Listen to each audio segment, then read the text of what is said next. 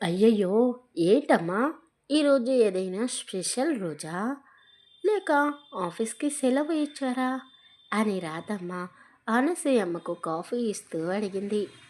ఆమె కాఫీని ఒక సిప్ తాగేసి, "మ్మ్, బావుంది" అని కాఫీని ఆస్వాదిస్తూ, "ఏంటి? ఏం అడుగుతున్నావు? ఈరోజు అంత స్పెషల్‌గా ఏముందని? ఎందుకలా అడుగుతున్నావు?" అని అడిగింది. చూడండమ్మా, మరి పెద్దయ్య గారు మహేంద్ర సార్ గారు కూడా ఇంకా నిద్ర లేవలేదు. గదిలోనే ఉన్నారు. రోజు ఉదయాన్నే నిద్ర లేచి ఏవేవో ఆసనాలు వేసే సూర్యబాబు కూడా ఇంకా నిద్ర లేవలేదు. విధమ్మ అసలు కిందకే రాలేదు. తండ్రి కొడుకులు ఎప్పుడైనా ఆఫీస్కి వెళ్ళకుండా ఇలా ఇంట్లో ఉన్నారా? అసలు ఏం జరుగుతుంది అని ఆశ్చర్యంగా అడిగింది. అనసూయమ్మ పూర్తిగా కాఫీ తాగేసి రాధమ్మ చేతిలో పెడుతూ, ఏంటే నువ్వు నీ పిచ్చి పిచ్చి ఆలోచనలు? సూర్యకి విధికి కొత్తగా పెళ్ళైంది. వాడు ఎప్పుడూ బిజీగా ఉంటాడు. భార్యతో కలిసి ఎక్కడికైనా వెళ్తాడేమో అనుకుంటే వాడు ఆఫీస్ని వదిలి ఎక్కడికి వెళ్ళలేదు. అందుకే కదా మనం వాళ్ళని ఏకాంతంగా వదిలేసి ఊరికి వెళ్ళాం. అప్పుడు వాళ్ళిద్దరూ ఒకరిని ఒకరు అర్థం చేసుకున్నట్టున్నారు. చూసావు కదా ఎలా ఉంటున్నారో. నా మనవడిని విధి అర్థం చేసుకొని ప్రేమని పంచుతున్నట్టుంది. వాడికి విధి ప్రేమ చాలా అవసరం. వాళ్ళిద్దరూ ఎప్పుడూ సంతోషంగా ఉండాలి అని అనసూయమ్మ చాలా సంతోషపడుతూ అన్నది. అవునవును, నేనే పిచ్చి పిచ్చిగా ఆలోచిస్తున్నాను. మీకు కాఫీ ఇచ్చేసి వెళ్ళి వాళ్ళని నిద్ర లేపాలి అనుకున్నాను అని రాధమ్మ అనగానే అనసూయమ్మ కాస్త కోపంగా చూస్తూ, నీకు బుర్ర పని చేయదా? ఇంకా నయం, వెళ్ళి వాళ్ళని డిస్టర్బ్ చేయలేదు. అయినా సూర్య ఒక్కరోజు ఆఫీస్కి వెళ్ళకపోతే ఏమీ కాదులే. నువ్వు వాళ్ళ గది వైపుకు వెళ్ళకు. వెళ్ళు, వెళ్ళి నీ పని నువ్వు చూసుకో. నేను నా కొడుకు మహేంద్ర దగ్గరికి వెళ్తాను. వాడు ఇంకా గదిలో నుండి బయటికి రాలేదు. ఏమైందో ఈ మధ్య వాడు ఏదో సమస్య వల్ల ఇబ్బంది పడుతున్నాడు. రాత్రంతా సరిగ్గా నిద్రపోలేనట్టున్నాడు. వెళ్ళి నా కొడుకుని చూస్తాను అని చెప్పి అనసూయమ్మ మహేంద్ర గదిలోకి వెళ్ళింది. అప్పటికే మహేంద్ర గారు నిద్ర లేచి వాష్రూంలో స్నానం చేస్తూ ఉన్నాడు. వాటర్ సౌండ్ విని నిద్ర లేచినట్టున్నాడు అని అనసూయమ్మ బయటికి వెళ్ళబోతూ టేబుల్పై ఉన్న ట్యాబ్లెట్స్ని చూసింది. ఏంటి ఇవన్నీ? వీడు ఇవన్నీ ఎందుకు వేసుకుంటున్నాడు? బీపీ ట్యాబ్లెట్ ఒక్కటే కదా వేసుకోవాల్సింది. మరి ఇవన్నీ ఎందుకు? వాడికి ఏమైంది అని ఆలోచిస్తూ అలాగే నిలబడి ఉంది. మహేంద్ర గారు కాస్త దగ్గుతో వాష్రూంలో నుండి బయటికి వచ్చాడు. తల తుడుచుకుంటూ, అమ్మా, ఏంటి ఇలా వచ్చావు అని అడిగాడు. అసలు ఏమైందిరా నీకు? ఈ టాబ్లెట్స్ ఎందుకు? ఇవన్నీ నువ్వే వాడుతున్నావా? ఏంటిది అని కంగారు పడుతూ అడిగింది.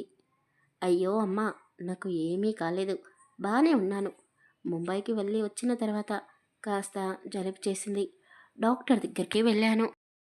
జలుబుకని, తలనొప్పికని, వల్ల నొప్పులకు అలా రకరకాలుగా టాబ్లెట్స్ ఇచ్చాడు. నాకు ఏమీ కాలేదు, బాగానే ఉన్నాను. అసలు డాక్టర్ దగ్గరికి వెళ్ళొద్దు అనుకున్నాను, కానీ విధి పట్టుపట్టి నన్ను హాస్పిటల్కి వెళ్ళేలా చేసింది. మన ఊళ్ళోనే నా ఫ్రెండ్ హాస్పిటల్ పెట్టాడు కదా, వాడి దగ్గరికి వెళ్ళాను అని మహేంద్ర తల్లిని కూర్చోబెట్టి చెప్పాడు. అవునా, మన ఊరిలో చూపించుకున్నావా? ఇవన్నీ చూసేసరికి నాకు భయం వేసింది. ఇలారా అని ఆమె పక్కన కూర్చోబెట్టుకుంటూ మహేంద్ర తలని టవల్తో తుడుస్తూ, నాకు నీ గురించి సూర్య గురించి చాలా బెంగగా ఉండేదిరా. కానీ ఇప్పుడు సూర్య పెళ్ళైపోయింది. విధి వాడిని అర్థం చేసుకుంది. ఇక సూర్య గురించి ఎలాంటి భయమూ లేదు. వాడికి పిల్లలు పుడితే పెళ్ళాం పిల్లలతో సంతోషంగా ఉంటాడు. నేను ఎన్ని రోజులు బతుకుతానో తెలీదు. నీకు ఇలా చిన్న చిన్న ప్రాబ్లమ్స్ వస్తే ఎవరు చూసుకుంటారో? నేను ఎప్పటి నుండో చెప్తున్నాను ఇంకో పెళ్లి చేసుకోమని, కానీ నా మాట వినడం లేదు. ఇప్పటికీ మించిపోయింది ఏమీ లేదు. నీకంటూ ఒక మనిషి తోడు కావాలి. నా మాట ఎప్పుడైనా విను, పెళ్లి చేసుకోరా అని అనసూయమ్మ అడిగింది. అతను వాళ్ళ అమ్మ వైపుకు తిరిగి ఆమె చేతులు పట్టుకొని, అమ్మా, నేను ఒక మంచి భర్తను కాలేకపోయాను. కనీసం ఒక మంచి తండ్రిలా, చక్కటి కోడలికి మంచి మామగారులా ఉండనివ్వు. నువ్వు ఎప్పటి నుండో చెప్తూనే ఉన్నావు, కానీ నా సమాధానం మారదు. అయినా ఈ వయసులో నాకు పెళ్ళేంటమ్మా? మనవడు మనవరాలని చూస్తూ వాళ్ళతో సరదాగా గడిపేస్తాను. నా మీద ఈక కూడా వాళ్ళనివ్వడు నా కొడుకు. నా కోడలు నన్ను తండ్రిలా చూసుకుంటుంది. ఇక నాకు వేరే వాళ్ళ తోడు అవసరమా? అయినా నువ్వెక్కడికి వెళ్ళిపోతావమ్మా? నిన్ను అంత త్వరగా నేను వదిలిపెట్టను కదా అని మహేంద్ర అన్నాడు. అనసూయమ్మ కొడుకు ముఖాన్ని చేతులతో పట్టుకొని, మహేంద్ర, నువ్వు చాలా మారిపోయావురా. ఈ మార్పు ముందే వచ్చి ఉంటే నువ్వు నీ భార్యతో సంతోషంగా ఉండేవాడివి. ఒక మాట అడగనా? నిజం చెప్పు అని అడిగింది. ఏంటమ్మా అని మహేంద్ర అడిగాడు. నువ్వు ఇప్పటికీ జానకిని మర్చిపోలేకపోతున్నావు కదా అని అడిగింది. మహేంద్ర నవ్వుతూ, నా భార్యని, నా కొడుకుకు తల్లిని నేను ఎప్పటికీ మర్చిపోలేను. కానీ ఇప్పుడు నేను ఆమె గురించి ఆలోచించలేను. మంచి వాళ్ళకి ఎప్పుడూ మంచే జరుగుతుంది. ఆమె చాలా మంచిది.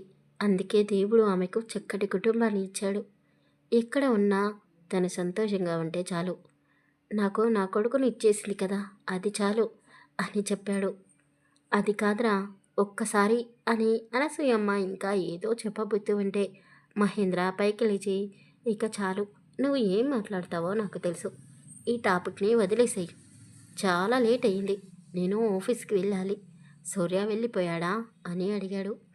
లేదురా, వాడు ఇంకా పడుకొని ఉన్నాడు అని తల్లి చెప్పగానే మహేంద్ర తల్లి వైపు చూస్తూ, ఏంటి, వాడు ఇంకా పడుకొని ఉన్నాడా? ఏమైంది? వాడికి హెల్త్ బాగాలేదా? విధి ఎక్కడా? విధి అని పిలుస్తూ ఉన్నాడు. ఒరేయ్ ఒరేయ్, ఆపరా, విధి కూడా గదిలో నుండి ఇంకా బయటికి రాలేదు అని అనసూయమ్మ చెప్పగానే మహేంద్ర అర్థం చేసుకొని ఆఫీస్కి రెడీ అవుతూ, అమ్మా, ఒకవేళ సూర్య ఆఫీస్కి వస్తాను అని రెడీ అవుతాడో ఏమో. వాడు నిద్ర లేచాక చెప్పు. ఈ రోజుకి రెస్ట్ తీసుకోమను. నేను ఉన్నాను కదా, ఆఫీస్లో వర్క్ అంతా నేను చూసుకుంటాను. అలాగే విధికి సిటీలో అవుట్కట్స్లో ఉన్న మన గెస్ట్ హౌస్ని చూపించమని చెప్పు. లేదా ఏ సినిమాకో వెళ్ళమని చెప్పు. వాడిని కాస్త సరదాగా భార్యతో గడపమని నువ్వే అర్థమయ్యేలా చెప్పమ్మా. విధికి మనం తప్ప ఎవ్వరూ లేరు. భర్త ప్రేమను పూర్తిగా అనుభూతి చెందాలి. విధి కూడా నా కూతురే. ఇద్దరూ సంతోషంగా ఉండాలి అని చెప్పి మహేంద్ర రాధమ్మ చేసిన టిఫిన్ తినేసి ఆఫీస్కి వెళ్ళిపోయాడు. హాయిగా నిద్రపోతున్న విధినే చూస్తూ సూర్య అలాగే ఉండిపోయాడు. ఆమె చిన్నగా కళ్ళు తెరిచి, ఏంటి అలా చేస్తున్నావు అంటూ కళ్ళు నలుచుకుంటూ గడియారం వైపు చూసింది. అప్పటి వరకు చిన్నగా తెరిచిన కళ్ళని పెద్దగా చూసి, వామ్మో, ఏంటండి టైం చూసారా? మధ్యాహ్నం అవుతుంది. ఇప్పటి వరకు నిద్రపోయానా? కనీసం మీరైనా నన్ను నిద్ర లేపొచ్చు కదా. అమ్మమ్మగారు ఏమనుకుంటారో. అయినా మీరు తొందరగానే నిద్ర లేస్తారు కదా. మరి ఈరోజు ఏమైంది మీకు? ఆఫీస్కి వెళ్ళకుండా ఇంకా ఇక్కడే ఉన్నారు అని కంగారు పడుతూ ఆపకుండా సూర్యపై చిందులు వేస్తూ వాగుతూనే ఉంది. సూర్య విధి ముఖంలో ఉన్న కాంతిని చూస్తూ ఆమె చివాట్లు పెడుతూ ఉంటే అతను మాత్రం ఆమె పెదాల కదలికనే చూస్తూ ఉంటూ అతని పెదాలతో ఆమె పెదాలకి తాళం ఇస్తాడు. విధి కొద్దిసేపు సైలెంట్గా ఉండిపోయింది. ఆమెకు టైం గుర్తుకు వచ్చి అతన్ని పక్కకు తోసేసింది. ఏం చేస్తున్నారు? రాత్రంతా చేసిన చిలిపి పనులు సరిపోలేదా? మళ్ళీ మొదలుపెట్టారు. మిమ్మల్ని నేను చాలా మంచివాడు అనుకున్నాను, కానీ ఇలాంటి పోకిరి పనులు చేసేవాడు అనుకోలేదు. సూర్య నవ్వుతూ, నేను మంచివాడినే, కాకపోతే నీ దగ్గర చెడ్డవాడిలా ఉండాలి అనుకుంటున్నాను అని అతను అనగానే విధి కోపంగా చూస్తూ, చిచి, మీకు అస్సలు సిగ్గులేదు అని అన్నది.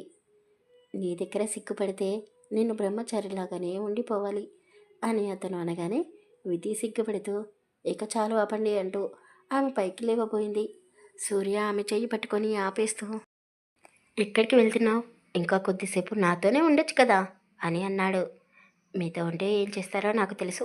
ఇప్పటికే చాలా లేట్ అయింది.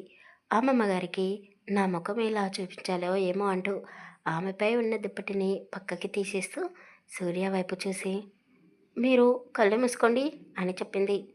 ఊహు అంటూ అతను తల అడ్డంగా ఊపుతూ, మా నానమ్మ దగ్గరికి వెళ్ళాలి అంటున్నావు కదా, వెళ్ళు, లేట్ అవుతుంది అని అన్నాడు. ఓయ్, ఎలా వెళ్ళను? నా ఒంటి మీద బట్టలు లేవు. మీరు కళ్ళు మూసుకోండి, నేను వాష్రూమ్లోకి వెళ్ళిపోతాను. అయితే నేను కూడా నీతో పాటు వస్తాను. ఇద్దరం కలిసి స్నానం చేద్దాం అని సూర్య అనగానే విధి ఇంకా చురుగ్గా చూస్తూ, అవసరం లేదు. అయినా నన్ను చూసేది నా మొగుడే కదా, నాకు సిగ్గేంటి అని అన్నది. అతను నవ్వుతూ, అంటే ఇప్పుడు నువ్వు అలాగే నడుచుకుంటూ వెళ్ళిపోతావా అని ఎంతో ఆశగా అడిగాడు. అవును, ఎలా వెళ్తానో చూడండి అంటూ దుప్పటి మొత్తం ఆమె వంటిపై చుట్టుకొని వాష్రూంలోకి వెళ్ళిపోయింది. సూర్య నవ్వుతూ పైకి లేచాడు. రాలిపై ఉన్న మల్లెపూలను చూస్తూ వాటిని క్లీన్ చేసి బెడ్షీట్ని మార్చాడు. ఒళ్ళు ఒరుచుకుంటూ ఫోన్ని చేతిలోకి తీసుకొని ఆన్ చేసి బాల్కన్లో నిలబడి ఆఫీస్ కాల్స్ మాట్లాడాడు. మహేంద్ర పెట్టిన మెసేజ్ని చూశాడు. థ్యాంక్ యూ డాడీ, నా హ్యాపీనెస్ గురించి ఎప్పుడు ఆలోచిస్తావు. తప్పకుండా విధిని బయటికి తీసుకుని వెళ్తాను అని తండ్రి మెసేజ్ని చూస్తూ అనుకున్నాడు. విధి తలారా స్నానం చేసి బయటికి వచ్చింది. తడిగా ఉన్న ఆమె శరీరాన్ని చూస్తూ సూర్య ఆమె వైపు అడుగులు వేశాడు. ఆమె వెనకాల నుండి వస్తున్న సూర్యని అద్దంలో చూసి వెనక్కి తిరిగి చూసింది. ఏం చేస్తున్నారు? ఆగండి, అక్కడే ఆగిపోండి అని గట్టిగా అన్నది. ఏంటి భయపెట్టిస్తున్నావు? నేను భయపెడితే మీరు ఏమీ భయపడరు, కానీ ముందు మీరు వెళ్ళి స్నానం చేసుకోండి అని చెప్పింది.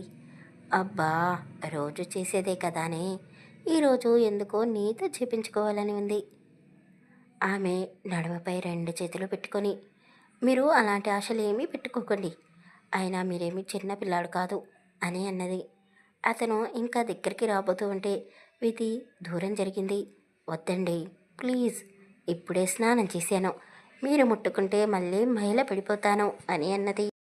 అతను ఉఫ్ అని అంటూ, ఏంటి మళ్ళీ మొదటికే వచ్చావా, నేను ముట్టుకోకూడదా అని అడిగాడు. అబ్బా, అది కాదండి, మీరు ఏదేదో ఊహించుకోకండి. ఆ దేవుడు మన ఇద్దరిని ఒక బంధంలో ముడివేశాడు. మనమిద్దరం కలిసి ఇప్పుడు కొత్తగా జీవితం మొదలుపెట్టాము. నేను మీతో కలిసి గుడికి వెళ్ళాలి అనుకుంటున్నాను. ఆ దేవుడికి థ్యాంక్స్ చెప్పాలి. నా జీవితంలోకి సంతోషాన్ని మీ రూపంలో ఇచ్చాడు. ప్లీజ్ అర్థం చేసుకోండి, వెళ్ళండి అని చెప్పగానే ఓకే మేడం అంటూ సూర్య ఫ్రెష్ అవ్వడానికి వెళ్ళాడు. విధి చక్కగా చీర కట్టుకుని సింపుల్గా రెడీ అయ్యింది. సూర్య పక్కన ఉంటే విధి ముఖంలో సంతోషం స్పష్టంగా కనబడుతూ ఉంది. ఇద్దరు కలిసి చిరునవ్వులు నవ్వుతూ కిందకి వెళ్ళారు. వాళ్ళిద్దరూ అలా వస్తూ ఉంటే అనసూయమ్మ చాలా సంతోషపడిపోయింది. విధి సిగ్గుతో మొహమాట పడుతూ, అమ్మమ్మ గారు, అది రాత్రి మీ మనవడికి చాలా తలనొప్పిగా ఉంది అంటే నేను రాత్రంతా ఆయన కాళ్ళు నొక్కుతూ కూర్చున్నాను. అందుకే నేను అలసిపోయాను, టైం చూసుకోలేదు అని విధి చెప్పింది. అవును నానమ్మ, నేను కూడా అలాగే పడుకుండిపోయాను, ఆఫీస్కి కూడా వెళ్ళలేకపోయాను. అతను కూడా నోటికి వచ్చినట్టు ఏవేవో చెప్తూ ఉన్నాడు. అనసూయమ్మ రాధమ్మ వాళ్ళిద్దరిని చూసి నవ్వుతూ, అవునా నాన్న, మరి ఇప్పుడు ఎలా ఉంది నీ తలనొప్పి అని అడిగింది. ఇప్పుడు పర్వాలేదు, విధి నన్ను చాలా బాగా చూసుకుంది అని సూర్య చిలిపిగా ఆమె వైపు చూస్తూ అన్నాడు.